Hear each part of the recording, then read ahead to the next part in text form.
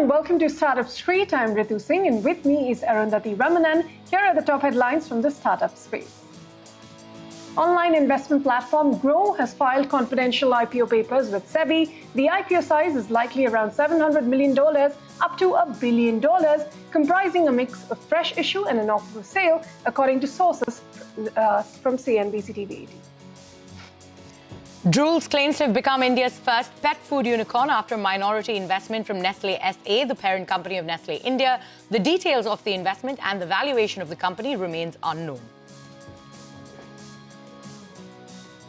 Online gaming firm Nazara Technologies posts a 95% year-on-year jump in operating revenues to 520.2 crore rupees for the fourth quarter of the fiscal. The company reports a net profit of 4 crore rupees for the same quarter. OTP, a grocery subscription startup, shut down operations last week, leaving around 300 employees and numerous delivery gig workers without jobs. Founder and CEO Varun Khurana tells staff of the decision during a town hall meeting. Reports indicate the startup has delayed payments to both employees and vendors. Chinese e-commerce giant Alibaba's Taobao instant commerce portal, which delivers items within 60 minutes, surpasses 40 million daily orders within a month of launching. The portal brings merchants from Alibaba's food delivery arm, Loma, onto its main domestic shopping app.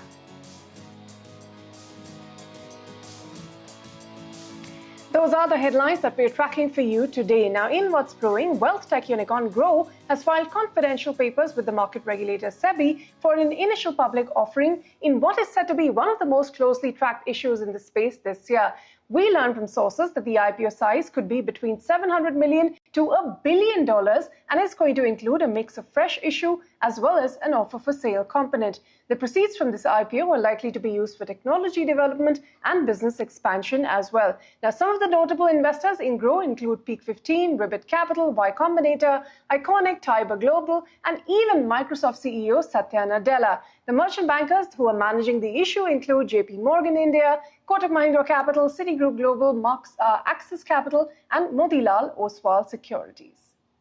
Now, during a recent conversation with Shireen Bhan, Groww co-founder Lilith Keshre tried to explain the complex nature of raising capital and the company's journey when it comes to changing domicile. Take a look. Of course, you're one of the companies that reverse flipped and moved your domicile to India, ostensibly, of course, with the hope and the possibility of IPOing. But what was that like? Because, you know, it's... few companies have gone down that road at this point in time, and it also comes with a pretty hefty bill. But what was the experience of reverse flipping? Well, it was like grueling experience. We in 2018, so I told, right, we started in 2016, we raised some angel, but we needed more capital. Because we were thinking of moving to direct mutual funds, which is like zero revenue for next, I don't know how many years. We needed capital. And YC was one good kind of option for us. Yeah. So we applied to YC, we got in. And based on... And for those of you who are watching, YC is Y Combinator. Yes. Y Combinator, right? And what we got feedback from a lot of seniors and from YC, and that, you know, better to incorporate in US because funding is easy, right? You know, raising money in the US. So us time pe you don't think about 5 years down the line, 10 years. No, I mean, you think about from your purpose perspective, but first you need to, so I say, right, in long term, everybody is dead, but, you know, to think long term, you need to keep doing short term. Yeah. So we incorporated in the US at that time. And then we paid for that, and we could afford also because a company has been profitable for so many years. And this was also right time. Where typically, if you're raising capital, then it becomes tough because the process itself is very long. You go through NCLT process and those kind of things. Yeah.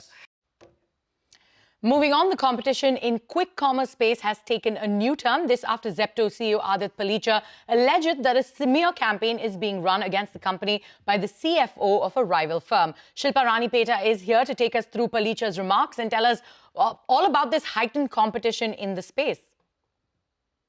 Well, the battle in the quick commerce space is escalating beyond just numbers now. Now, Zepto's co-founder and CEO Aadit Palicha has alleged a smear campaign is being run against the company by the CFO of a rival firm. Now, in a LinkedIn post late last night, Palicha claimed that this rival CFO is calling up investors to make what he calls a wild allegations, is sharing false financials and is even paying social media bots to spread negativity about Zepto. While Palicha says he's all for aggressive competition, but not lies. And he wrote that he hopes that this executive in question puts an end to this. Now, in the post, Palicha also laid out Zepto's latest financial performance numbers, which he called was his response upfront in case stories go out with inaccurate information. He claims that Zepto's monthly gross order value surged to 2,400 crore rupees in May 2025, up from just 750 crore in the same month last year. EBITDA improved 20% and cash burn was down 65% between January to May this year.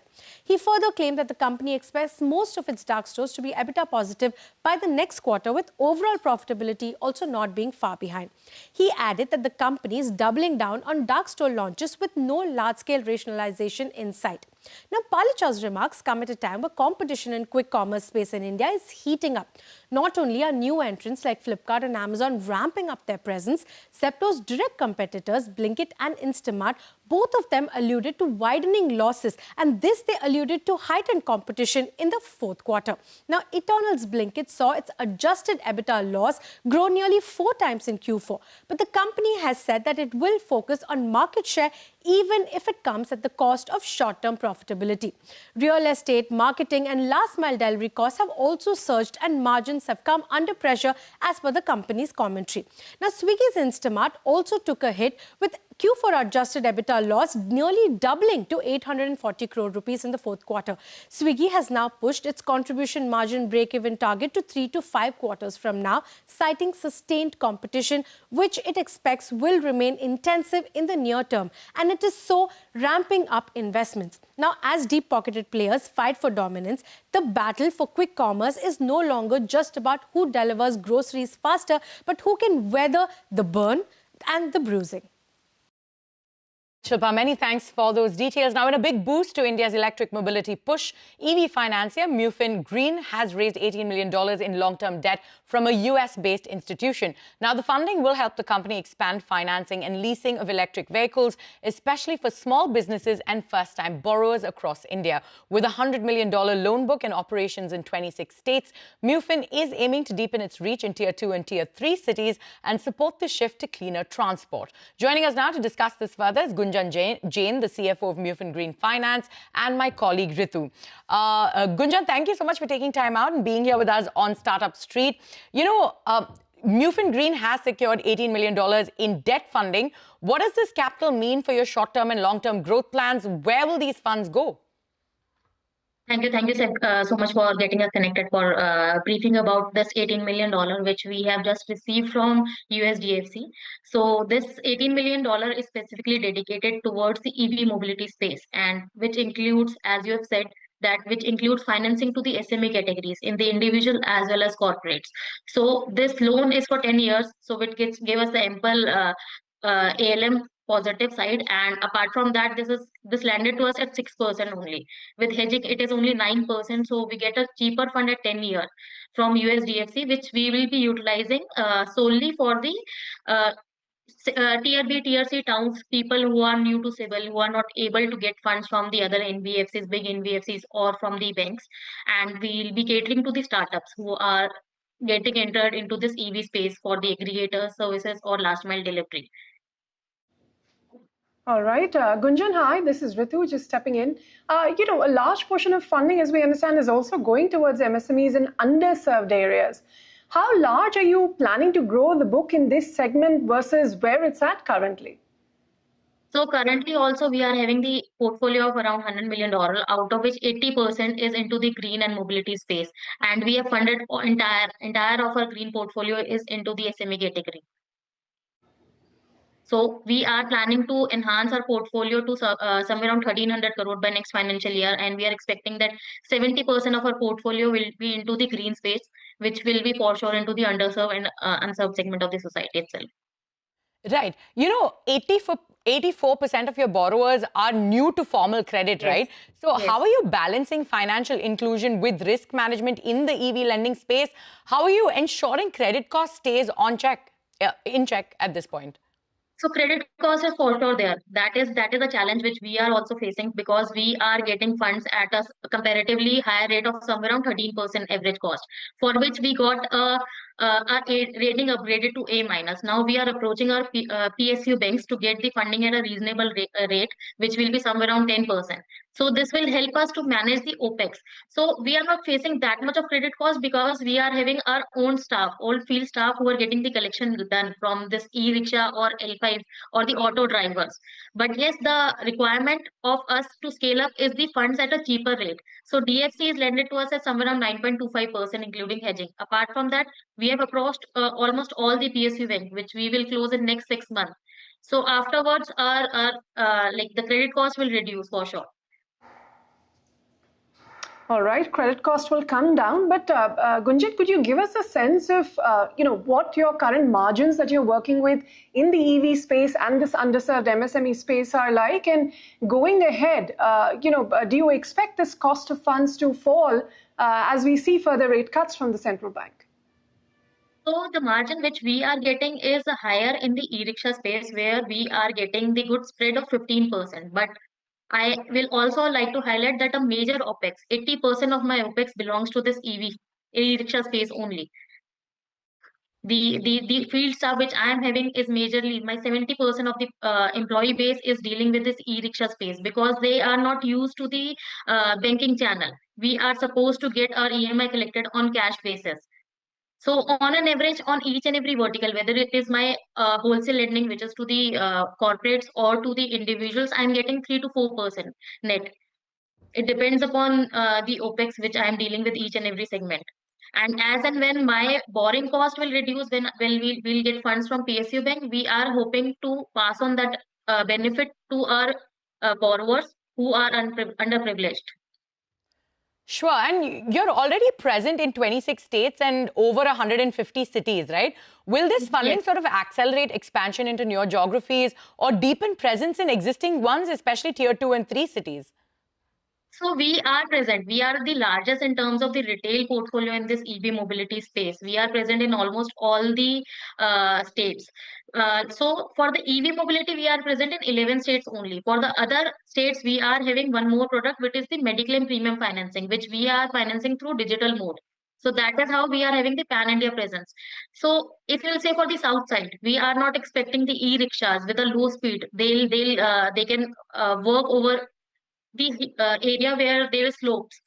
So we are not expecting so much of EVs in the south side, but yes, as and when the technology will evolve, which will help EV adoption in the south side, will be available for financing option. Gunjan, quick final word. Apart from vehicles, of course, in the electric space, you're also supporting charging infrastructure and battery swapping. Yes. How large of your portfolio is that going to be? So if we'll not finance the infrastructure, for sure the EV mobility will not expand so much, because if we want to commute from one state to another, there is a challenge at present for the EV charging station and the batteries, swappable batteries. So at present, I am having portfolio of around 10% in this space, and it will expand along proportionate to my EV mobility space. We are open for funding the entire ecosystem, starting from two-wheeler to buses. All right, Gunjan. Thank you so much for taking time out and being here with us on Startup Street. And we wish you all the best going forward with your journey. Thank you so much. And moving on, as digital transactions surge and financial fraud becomes more sophisticated, AI-driven risk detection is now mission critical. Mumbai-based Data Sutram has just raised $9 million in a Series A funding round, backed by global investors B Capital and Lightspeed. The company helps banks, fintechs, and insurers detect fraud, ensure compliance, and reduce risk using its proprietary Trust Core technology. With over 110 million identities screened, Data Sutram is now eyeing global expansion. Joining me now to discuss this further is Rajit Bhattacharya, the founder and CEO of Data Sutram. Rajit, thank you so much for taking time out and being here with us on Startup Street. As I just mentioned, your proprietary Trust Core analyzes millions of digital footprints to flag risk. If you could sort of break that down for us and tell us how it works and what makes it different from traditional fraud detection systems. So sort of tell us what you have on offer. No, absolutely. I think firstly, thank you so much for having me here. It's a pleasure to come here and share our experience in terms of what we are doing. So, in fact, we all know about credit score, right? Now, what is a credit score? A credit score is fundamentally something that's built on borrowing history or borrowing records, and that's something that today a lot of banks and lenders are relying on in terms of taking decisions. Right, what we realize today is that when we started off today, all us as individuals, we have so much presence on digital history. We constantly use our phone, we shop online, we play games online, we are constantly transacting and creating our digital identity. Now, in the last few years, why fraud has increased and why there's been, we've been hearing about scams, phishing, mule accounts, and so on, is the reason is because with the increase of digital infrastructure, with the increase of lending, obviously there has been loopholes in terms of what fraudsters have identified and have very rightly come in.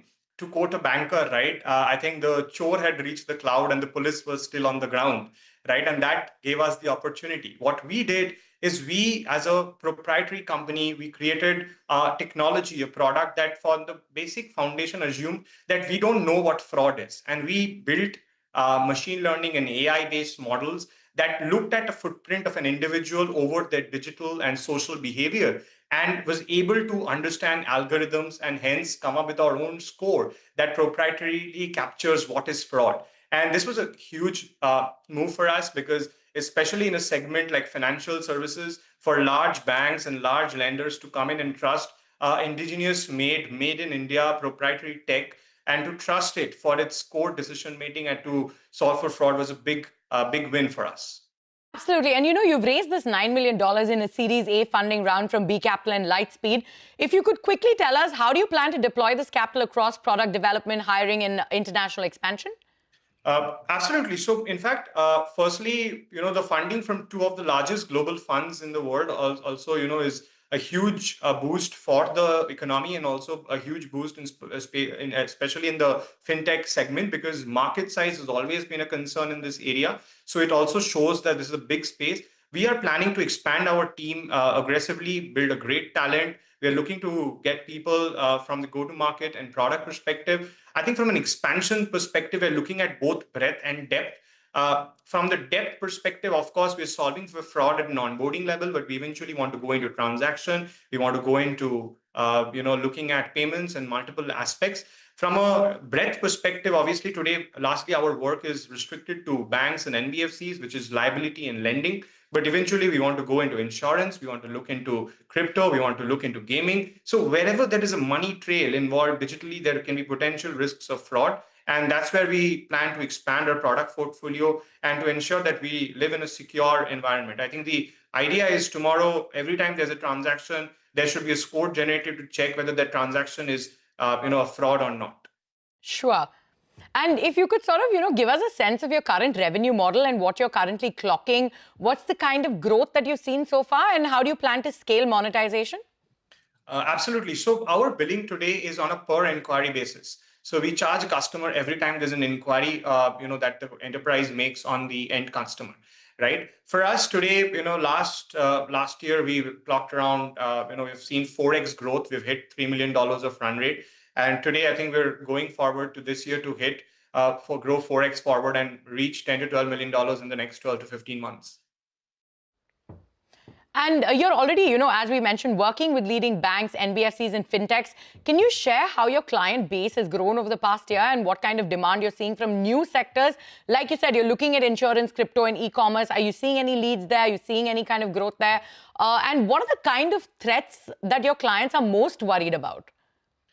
I think what has happened over time, is that in the initial days, right? I think when you looked at fraud, if I go back to, previously people used to have secure physical spaces. Then as it moved into digital, right? I think the volume of, fraud online increased because right now anyone with a SIM card can really, clock a system and game it and do a potential fraud. I think the risk has become that if you see most of the fraud that's happening in the country, the age profile is between 25 to 28 or 24 to 28, right? It's a young population that's going out and using the internet to find loopholes. So when we speak to risk professionals, when we speak to fraud, anti-fraud solution professionals, previously this used to be a profession where it's always very collaborative. Where people come together, share, this is what we are seeing. Are you seeing it there? Right? And we are seeing the same trend here. I think what we are seeing is a community-based approach, a knowledge-sharing-based approach, where everyone's coming together. Whether I'm a bank, I'm an NBFC, I'm a crypto, I'm an insurance. I think the risk everyone has today is that when there is a money trail involved, because see, what's the fraud that's happening? It's identity theft, it's stolen identity, it's synthetic identity. Because at the core, what has happened is today, if I have 2-3 phone numbers and 4-5 email IDs, I can become 12 individuals on the internet, and hence it's very difficult for a enterprise on the other side to understand who am I really and when am I looking at. So contact risk is a major problem. And today, this problem of identity theft, synthetic identity has really taken over. And that has led to major challenges. So what we are seeing today, when we started off last 1 year, right, I think mule account was a huge trend. I think the regulator was looking at it very aggressively, and hence very large banks, mid-sized banks came in. And now we are seeing it in other segments. Absolutely. So you've outlined there what it is that clients are most afraid of and what you do to help them out. All right, Rajit, we're completely out of time, but thank you so much for taking time out and being here with us on Startup Street. Thank you so much. Pleasure. Well, on that note, we have to take a break, but don't go anywhere. Up next, AI-powered cybersecurity platform CloudSEK has raised $19 million across its Series A2 and B1 funding rounds. We'll continue that conversation after this break.